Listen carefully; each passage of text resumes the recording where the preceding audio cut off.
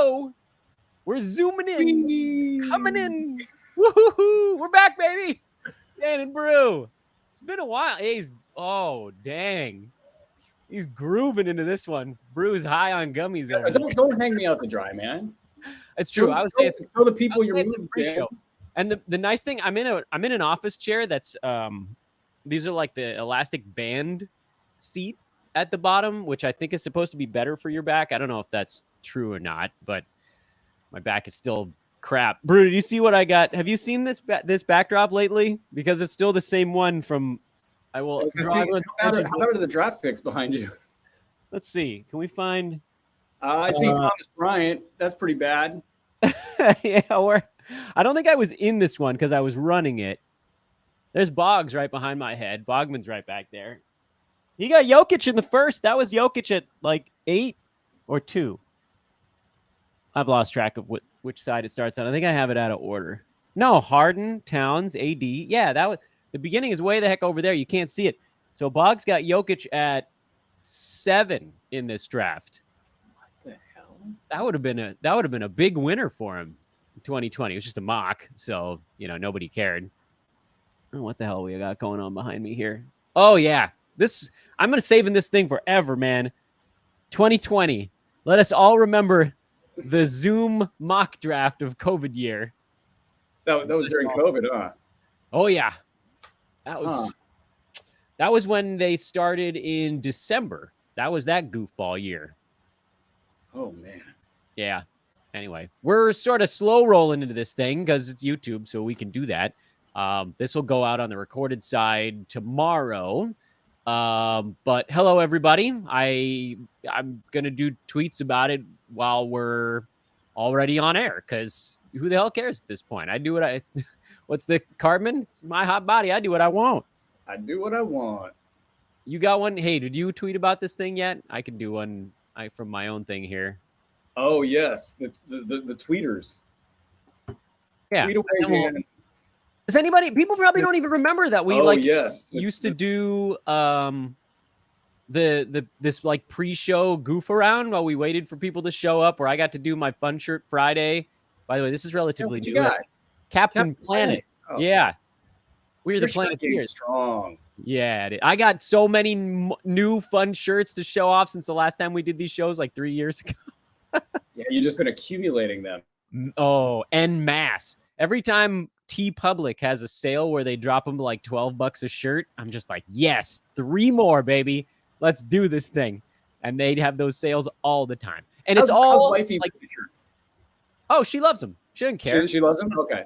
Yeah. Because pro goofy shirt or like, I want you to look classy.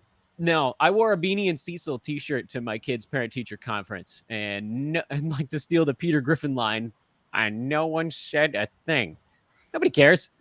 Nobody gives a crap. That's the beauty of LA, and probably other places as well, but certainly Los Angeles. Like the richest people in LA wear the cruddiest stuff. So I wear this, and people are like, "Oh, that guy's probably got wealth." But no, I don't. I just wear it because I think it's fun.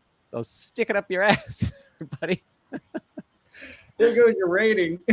Oh, good morning, party people. I don't know. The show's now officially dirty. There are a bunch of people watching. Hey, navigate over to the chat room, by the way, because we are going to do some questions today. I think it's on this side. I can never get my mirror image thing right. Whatever.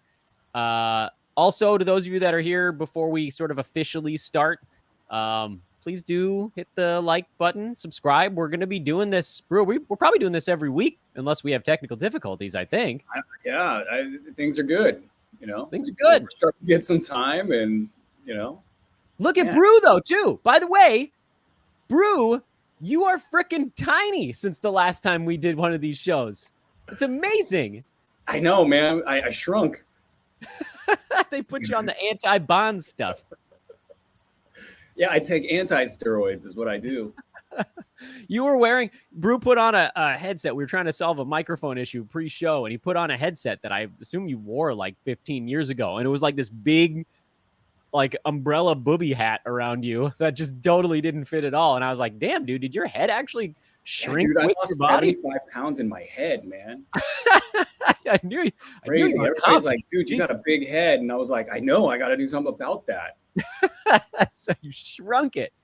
That's some good action there. You need to get it. You need to bring the webcam in tighter now that your head is small. But you shrunk overall. You like lost legitimate poundage. It's funny, man. COVID, like at the beginning of it, I was like, all right, I'm not going to see anybody for a while. I want to try every beer that's out there, you know? Yeah. So I was like getting them delivered to the house. Like, you know, I was just like a couple, you know, like I'll drink 2 or 3 of this and 2 or 3 of that. And then I was like, man, you know what? I haven't really hit 240 pounds ever in my life. I should eat some pizza. So that's the spirit. And then I grew a beard too. So like the pictures, the before and afters are great. Like there's a beard that's like this, you know, and we had just had Sky. So like, I mean, like the bar was so high or low, depending on how you want to look at it. I just was like, I don't care. I want to get some weight on me. Then I was like, all right, I need to lose all this weight.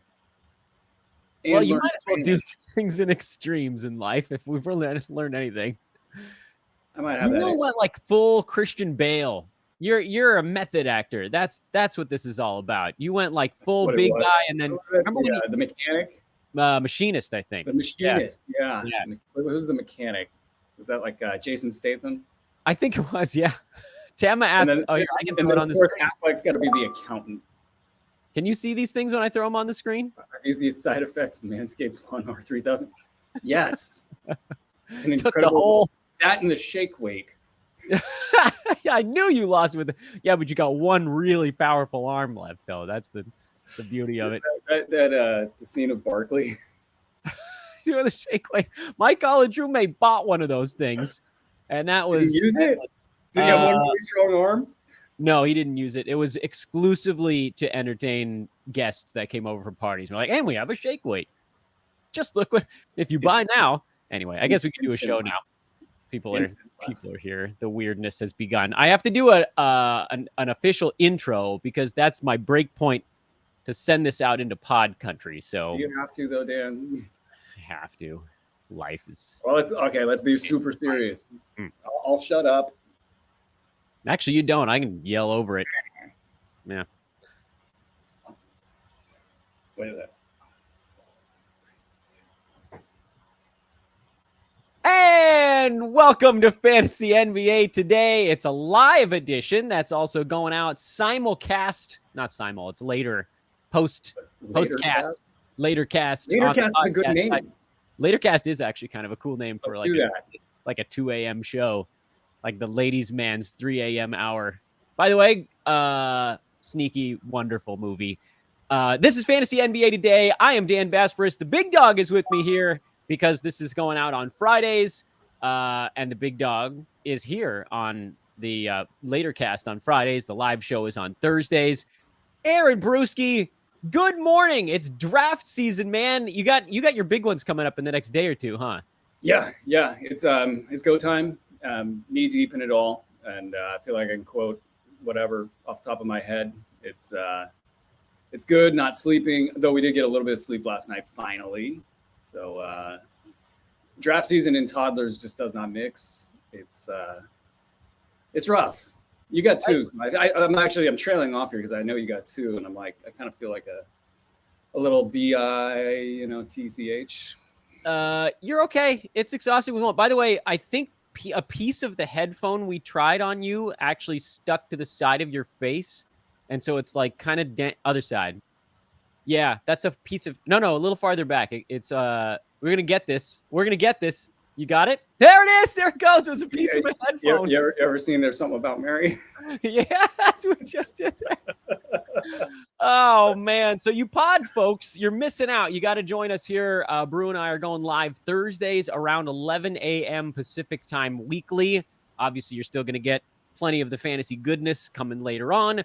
But if you'd like to join us, we do take questions. Some of that is before and after the show. Not all of it is going to go out on the recorded side, but we do have some questions that came in from Twitter, and I think we can probably just dive straight into those with the reminder, of course, that I am at Dan Besbris on Twitter. He is at Aaron Bruski Those of you watching, you can see that on your screen. Those of you listening, plug that in, give us a follow here during draft season.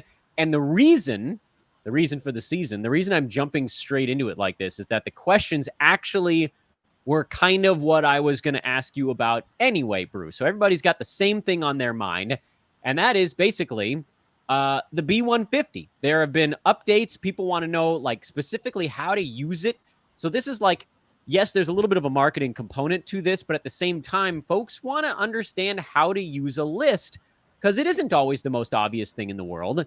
You've got the order on the board. You've got ADPs, and I think it's an average from the different websites, if I'm not mistaken. How do even if it wasn't the B150, let's make this even a broader topic. How should people use lists when they come into a fantasy draft? Yeah, it's what makes it fascinating. And it's why I think even if you feel like you're super prepared, you've got, quote, a list, and you go into one of these things, it's going to be completely different than what you thought it was going to be, like 90% of the time. There's times where, and especially with my list, I'll get into the why in a second, but like there's guys that are ranked so high that I just can't take because of the build. You know, it's basically wasted statistics because I know that I'm dominant in a given category. So I'm just like, I'm looking at that name and I'm like, man, that's a top 40 player, top 50 player. Sure, I could make the plunge, I could go there, but I don't need that player. And then that's before you get to the ADP component of this. And who are you drafting with? You know, if I'm in a league that doesn't kind of know who I am and, you know, I'm just a guy, then I can kind of hide out a little bit. But unfortunately, in almost every draft I'm in, a quarter to half or 3/4 are drafting off the list and talking about it in the chat room. They know your burner names too. Yeah, I don't do that. I don't have time for that, but maybe I should get a burner account or two. Yeah, you need to be. I've been running this by some analysts, just switching the first letter of your first and last name and just be Baron Aruski. Baron Aruski. Yeah, no, but that's, and I'm already seeing, it's funny. There's guys drafting B150 guys early to beat me to the punch, and that changes the dynamic on a lot of players because, like, depending on how early that we're talking, the value's been evaporated in a given player because they went and did that. So there's somebody that I would normally get 3-4 rounds later, not getting them right now, and I just got to kind of accept that and take that, not even as a loss, just as I got to look somewhere else. So how do you figure out where is the appropriate place to take it? It's sort of a gut thing at the end of the day. You're not gonna ever know what's going on in somebody's brain as the clock's ticking down, and they're staring at their list and they just like reach for a player. You know, you'll just never know. So you gotta play odds, and I look at a round of advantage. So if I think ADP, first you got to, what is ADP? You know, you could go by what the numbers show on a site. That can be helpful if you're drafting at a site because that ADP might even be the way that they order the players on the list. That ADP might drive the decision making of the people within that draft. So you might focus more on that. But again, if your league is totally different than the profile of that platform, like the more public the platform, I would say, ESPN, CBS, I would say those ADPs don't really matter. Yahoo, I feel like they matter a little bit more. Another site that I won't name, you know, that they I feel like those ADPs might actually be the most relevant because there's not as much public action going on at that site.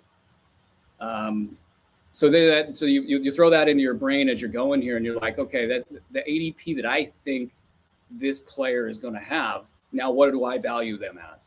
And if I have them a round ahead of that mark, I kind of feel like I have a better than 50% shot, maybe like a coin flip 51-49 shot of getting that player if I wait.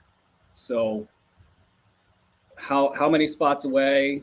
You know, you're kind of counting. If you're on the ends of drafts, that's more like 20, 22 players away. If you're in the middle, it's more like 10 players away. and you're constantly playing this game, can I get somebody that I might not think is better? Can I shove them into the 5 slot, and then get the player that I think is better around later? That's the game in a nutshell, is to try to get the player that you want as late as possible. So I am measuring. A lot of these guys are, say, top 50, and they're going in the hundreds, right? So I might think that somebody's got my list and they're pretty aggressive, and they might take this player at 80 or 70. So like, if I go 12 slots ahead, a round ahead,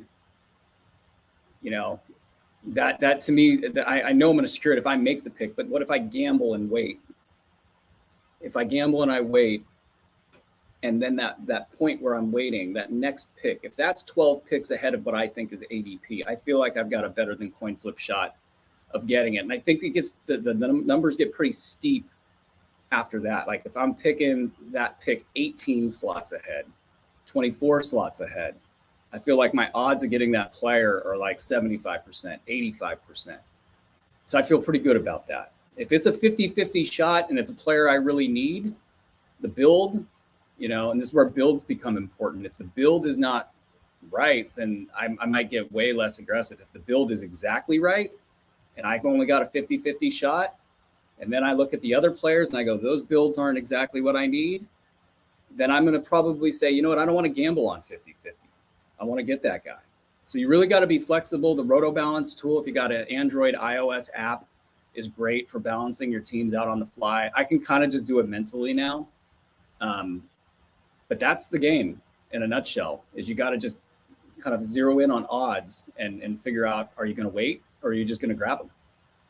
Might as well use this opportunity to tell you all the Bruski 150 is available at sportsethos.com, so you can go check that out. It's in the Draft Guide and Fantasy Pass as well. Next question came from Twitter. We're going to get through those before we try to get into the YouTube ones. Who is Bruski's favorite fantasy player ever? It's a good question. I think I saw this earlier. And I was like, oh, man. I kind of feel like the Jokic from was it 2017, 2016? Was it when he was behind Nurk in Denver? Yeah, he was behind Nurk. We knew what he was. We knew what he was capable of. And it looked bad on the outside. Everybody was jumping ship. I mean, like everybody. There were drop recommendations. There was, kind of like, hey, it's not going to be great this year. And we went just hard buy low, like everywhere we could. And then was it like 15 games in, everything turned around, and then he became Nikola Jokic. That one, Rudy Gobert in his first year, that was a good one. We saw I was going to say, if I'm thinking about just like not even calls, because I've only been on this side of the wall for the last 5-6 years now. I think back to like my early days playing fantasy, and I mean, if you could get Sean Marion in the early 2000s, that was pretty sick. Josh Smith was like a sneaky fun one to end up with. The free throws situation was dicey, but that was always a fun one to sneak out a Josh Smith. I always did everything in my power to trade for him partway through a season when whoever had him. I forget what year. That was like 2006, maybe. I don't know. That's a long time. Paul, I really liked. I was just getting started. Doc, Steve Alexander over at Roto World had Steph Curry. It was his second year. I believe it was his second year. But like this was before fantasy was what it is, obviously. There was very little tools out there. He just sort of knew that Curry was a game changer, and nobody had Curry.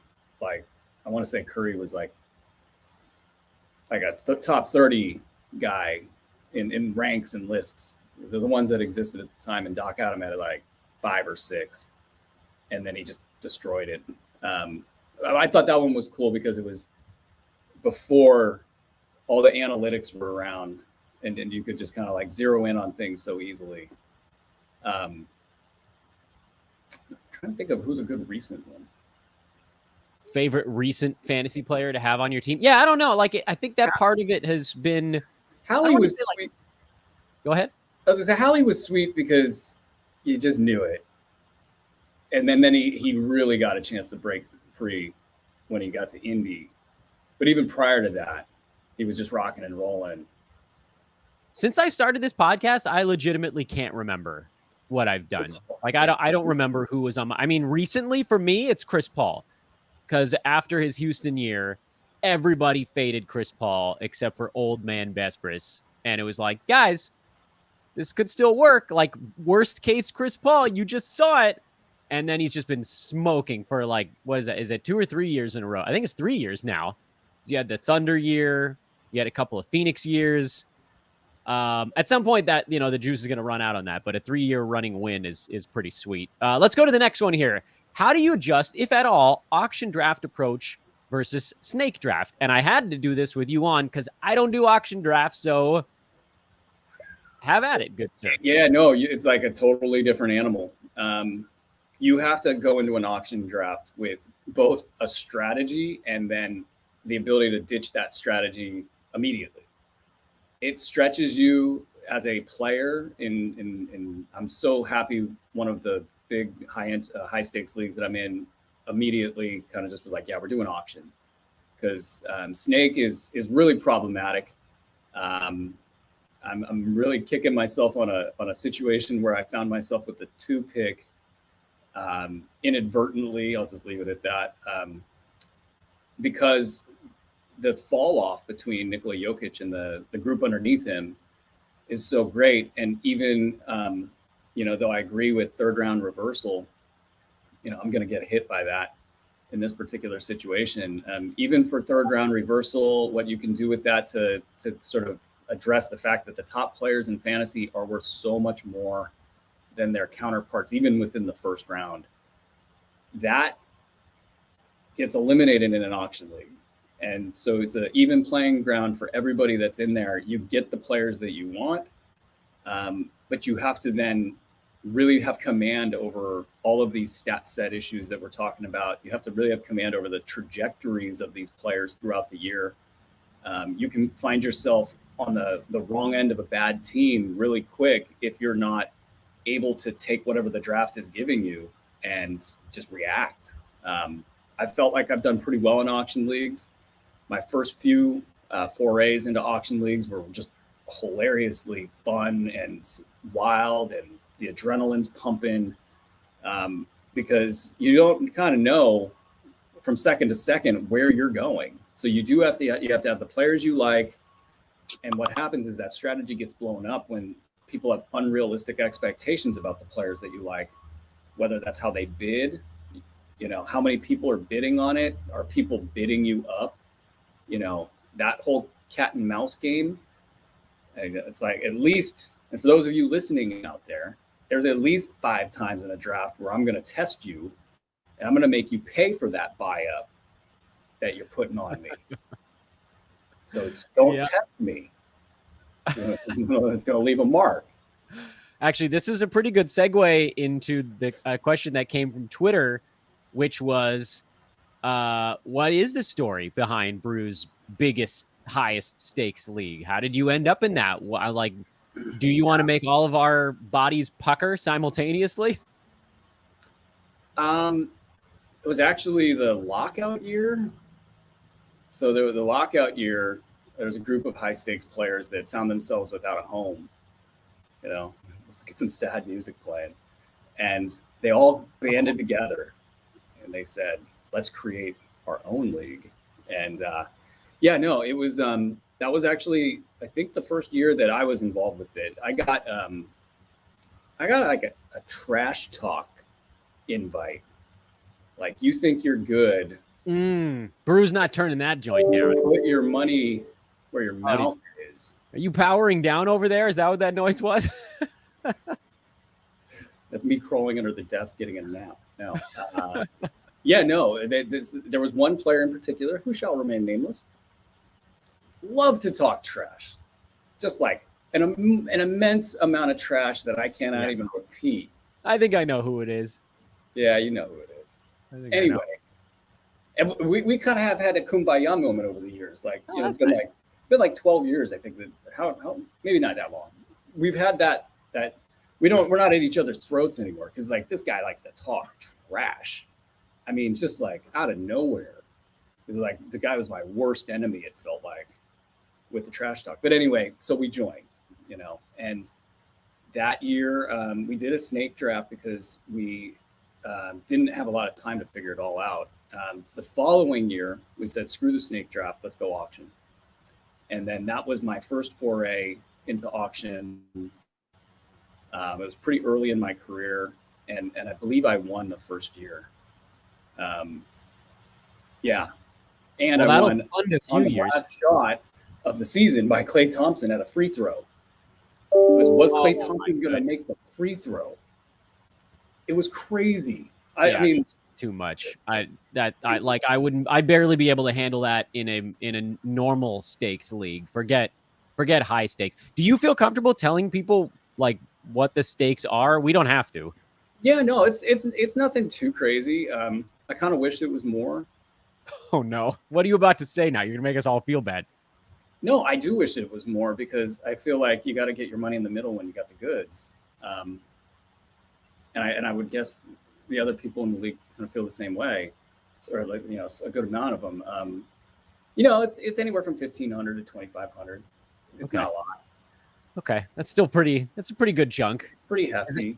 That's a roto. Is that the weekly roto one that you've told me about? Yeah. Okay. It's all Weekly roto. That's hard. You know, nobody would leave that amount of money to head to head. Like, No, that's you just can't have a crazy. That's playoff. like, you might as well just go to the casino and just throw it all on red or black. And just, Yeah, blowing it all on hats. We got a good question from inside the building. Our MLB host, Joe, what's up? Joe Orico. In your years doing the B150, who was the guy you had ranked the highest against? I had to check on this acronym. Expert consensus rank. The highest versus expert. Like, how much did the B150 exceed the consensus rank? I think that's what they're going for here. Like, who is the guy where you were like, nope, you guys are so wrong that it's ridiculous. And I mean, you already talked about Jokic because that was one where I think you had him like 30 or 40 slots ahead, but there might be bigger. Yeah, no, it's funny. You mentioned it earlier. Like, I mean, we're knee deep in this, and we've been knee deep in this for over 10 years, you know? So it's like, you would think that we would retain some of this info. I got friends that don't do what we do, and they can tell you about every NBA thing that's ever happened, you know, history of the league, playoffs. You know, they just are walking encyclopedias. I barely remember from year to year, like what happened 3 years ago in the playoffs. And it'll come to me if I really think about it. So like when I think about these wins, like I kind of struggle a little bit. I go, you know, I'm sure if I just go to the B150 review, it'll just like, oh yeah, that one, and that one. Usually there's a player that's available at like 100 that goes for like 20 or 30. You know, an overall ranking, and we'll get one of those per year. I think it was like Siakam 3 years ago. Rashawn Holmes did it 1 year. Who else was it? Halliburton was kind of depending on where you were drafting. Like Halliburton was going in like the 50, 60 range, and he finished at 6 last year. We got to look at some old B150 yeah, reviews. We got to do that because there's and it's we call them half draft jumpers, and they, you know, they typically are available in the like 90 to 120 range, and they go all the way up the ladder. I feel like Gary Trent was actually kind of that last year. You know, it's funny. We had, and this is where I think the B150 really shines. Like, I didn't have like a ton of expectation there. You know, like I wasn't like on the Gary Trent wagon, you know, banging the drum, but we had him higher than everybody else. So, and that's actually all it takes. That's the funny thing about that is like, you can be like semi-right and it can pay off in massive spades, which is kind of what I was with Gary Trent last year too. I talked about him on the pod. I was like, okay, this guy has an opportunity. I ended up with him on like 70% of my teams because the draft got to like 105. And I thought, well, this guy's playing starters minutes. Why the hell not? And so just being a tiny bit ahead of everybody else meant I got all the Gary Trents, even though I didn't think he was going to be a top 40 guy. I didn't think it was a prayer of that. And then I just had him a little bit higher than folks, and that worked out really well. Sorry, I think I jumped on you there. No. I mean, I think one of the things about why I feel good about promoting this the way that we do, like, I mean, let's face it, there's a ton of pressure on this. Like, so many people are using this for their leagues, and you know, however many years, I think it's 10 years on this thing. You know, it does wear on you that, like, if I have a bad year, you know, that's going to impact a lot of people. So what it does is it makes me want to make sure I get it right. And that's kind of it's like a blessing and a curse in a nutshell, is that, you know, I'm going to work really, really hard on this thing and make sure it's the best that's out there. And, you know, it takes a lot of work to do that. And at the end of the day, like, why not take a year off or something? I don't know. I'm not looking at a year off anytime soon because I like it too much. It's too much fun. I need an outlet for the competition. It's obviously important for the website. So, you know, those reasons alone make it a non-starter to not do this. And I even toy with the idea, like, what if I decided to not do the B150? Like, I would be this time of year, if it was like I decided not to do the B150 this time of year, I would be like in cold sweats. Like, I wouldn't be able to go near a computer. You just draft all the old men. Come on over. It would be bad. But every player gets a very lengthy analysis, and it touches on the quantitative side and it goes to the qualitative side.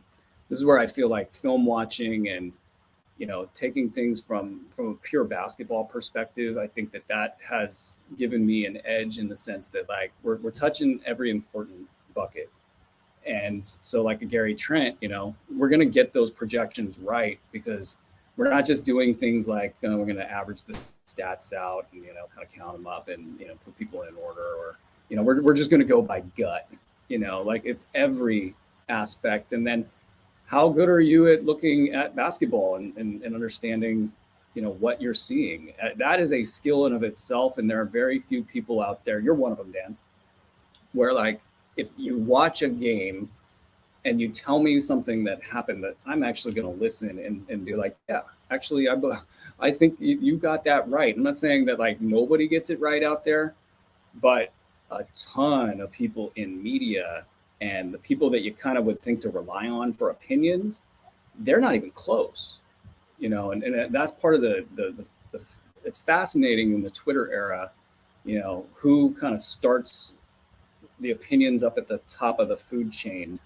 and how that trickles down. I mean, you just get it when you watch, like, NBA TV or whatever, you know. Yeah, but you can also kind of see, like, the throngs. I've seen a throng come after you on Twitter, so I know what you're talking about on that front. By the way, it's very kind of you to say I don't agree. I think I'm pretty good at this, but I think that there are a handful of people that sort of, like, have a different fire than I do. I would say that I'm like a guy who's good at it without the fire, meaning I'm comfortable simplifying fantasy, and I think that's why it ports well into a podcast. I don't care about the fire. I just care that somebody sees it and gets it right. If I'm going to listen to them, you know, because I mean, we can't watch every game, right? You can't watch every game. I wish I could. Yeah, you can't read every piece of information out there. So you got to kind of figure out which beat writers are the ones that know what they're talking about, the ones that are carrying water just to keep their job, you know, the ones that are. So the synthesization of all of that is extremely important from just a research side, but then you have to supplement it with your own eyes. And I beg to differ, Dan. Like, especially when it comes to, like, handicapping, you know, it's really hard to get it right.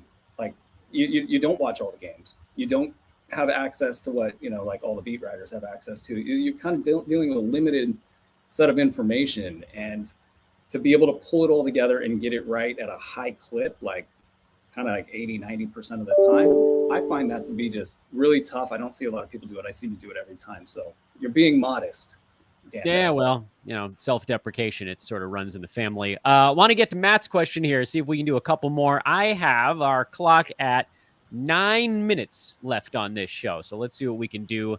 By the way, I don't think we have to do lightning round because the questions are generally more broad, which is what I was hoping for going into draft prep time.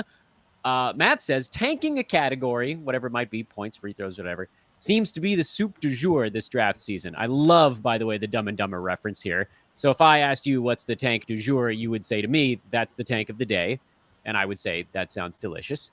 So I know that you are the non-tanker, actually, among the fantasy heads. Some of that has to do with playing more roto than head-to-head, I would argue. But in general, I tend to agree with you. I think in really competitive head-to-head leagues, there is an advantage to trying to flip the board a little bit.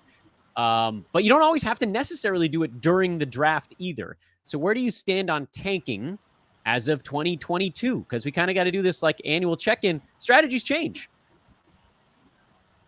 Yeah, I mean, you really are kind of just at the whims of your draft if you choose to tank. Is somebody going to tank with you? You know, you can't control the person next to you. So like, you know, the old free throw tank, you know, where are your free throw punt guys? That one's pretty obvious. You know, some people declare their strategy pretty quickly. What if you were halfway into your strategy and then you don't get the player you want? So it cuts both ways. I like flexibility to be able to, you know, take best player available. That's kind of it's fun. This is the through lines between fantasy and reality are kind of interesting because like best player available really does solve a lot of issues organizationally, and you see a lot of teams not do that in reality basketball, and it doesn't pay off for them. But you're cutting the board down, and it's just, what does your league think of that? Is your league completely oblivious, and by you cutting the board down, you just kind of plunder and get all the players that will make your punt build, you know, work out for you? Or are they like, no, I'm not going to let him do that? And especially in a league where there's like 3 or 4 good players, and those 3 or 4 good players know who the good players are. You know, you might just stymie your opponent's punt strategy, just burn a pick on it. I don't know. Like there's a lot of different ways that it can go wrong. Yeah, because you like certain guys in a punt could actually work in a non-punt format. You could troll someone pretty good that way if you knew that they were like hunting Zion in the third. I mean, I don't know. As long as it doesn't blow up your own. I'm more interested in the waste of excess stats than I am the punt build, because it's kind of the same idea. You know, you want to get the most value for what you're spending, so to speak. So, you know, a lot of times, you know, as you're drafting, you're going to notice like, and it happens for me every year. I don't need any more steals. Like there is no more steals that I could use. I'm going to be number 1 no matter what. And that's, you know, so now I'm going to take those players that are ranked highly in my mind and whatever I'm using, you know, to evaluate. And I'm going to say no more, you know, and how does that affect my draft? But in terms of punting, you really got to make sure that the players that are the central pieces of your build are going to be around for you. And these are always synonymous with playoff leagues. So you really got to be dialed into the playoff situation, which means you got to be dialed into their overall trajectory as a team. This is the year of Wembanyama. You know, that's going to impact 4 teams in the West and I think another 4 teams in the East. You know, these guys are going to be sitting anybody and everybody to try to get up the board to try to draft this guy. So that's going to impact. Like, what if your punt free throw build guy just isn't playing anymore? You know, for whatever reason, or whatever you're punting. Now all of a sudden your team's maybe out of balance, maybe not. So you can do a lot from a central position. You mentioned it earlier, is getting out of the draft, or not having to do it all in the draft. You can punt in the middle of the year. That's actually my favorite style of punting. I do want to try to do one more question, but I also don't want to cut this idea short. So it's possible we may just have to, I don't know, do this again next week. The punt is an effective strategy. I've found that my best punt is what I prefer to call the give up, because I didn't punt it. I went into the year with the intention of competing in that category, and I got to, I don't know, December. I think it's actually important to try to do this before other people in your league do it. Assess your team. And if you are like 3rd from the bottom, this is more apt for a roto discussion right now. But it works for head-to-head too. If your team is like in the lower echelon in a particular category, you can then give up that category if the return on your trade helps you more. So it's an ROI thing. I do this every year, and oftentimes it's a points guy. Like I have one dude on my team who's scoring 22 points a game with a couple of threes and doing nothing else. And I can sell that guy for a lower ranked player that then fits my build better. So I ended up punting it, but I was able to target the guy after the fact, after I knew exactly where I could get the best return on my investment. So I still like punting, but like you said, I like to call it giving up part way, where I can get those best values and I can do whatever I want with them. There's a term for that. That's safe for the show. Here's where I'm at with it: is you can take advantage of the benefits of going best player available and just keep racking up value for your team, and then do what Dan's talking about mid-year. If you're not doing that, if you want to do punting, to me it feels like you're taking a different kind of strategy where you're going to say it's better to be risky and go for it all and know that it might go up in flames than, to play it down the middle. And in that case, just take your high variance players. It's basically a tournament DFS theory applied to season long fantasy sports. You're just going to gamble. You're going to take Joel Embiid. You're going to, any injury risk guy, you're just going to load your team up with all the injury risk guys and say, you know what, I got a 10% chance this works, but if it hits, nobody's going to touch me. Yeah. Yeah. And if you could pull it up, like it's kind of like shooting the moon in hearts a little bit. Yeah. Like make sure you can get through the first few steps before anybody sees what you're doing, and then you're gold. Then they can't stop you. You hit a certain point, it's like, okay, I've lost. This guy's now shot the moon. I don't know how many people played hearts. Like I watched a lot of baseball players play hearts over the year. That's like a big clubhouse card game. Well, they're watching Young and the Restless. While they were watching me watch Game of Thrones. That was the silliest bus story. I'll tell that on another one. Awesome questions, everybody. I have to go install a car seat in a nanny's car so that she can pick up my child from preschool. Who says the fantasy life's not glamorous, Dan? It's fine, though. And then I'll install the other one after they get back, just so that I don't have to do it all at once, and then she won't run late. So I hope you guys enjoyed this live one. Awesome turnout on the first one we've done in forever. He is Aaron Bruski. I am Dan Besbris. For you podcast listeners, I will have an outro coming up. We got a few more things to discuss going into the weekend. For those of you on YouTube, good luck in your drafts. And again, we will see you back here live a week from today. See you long.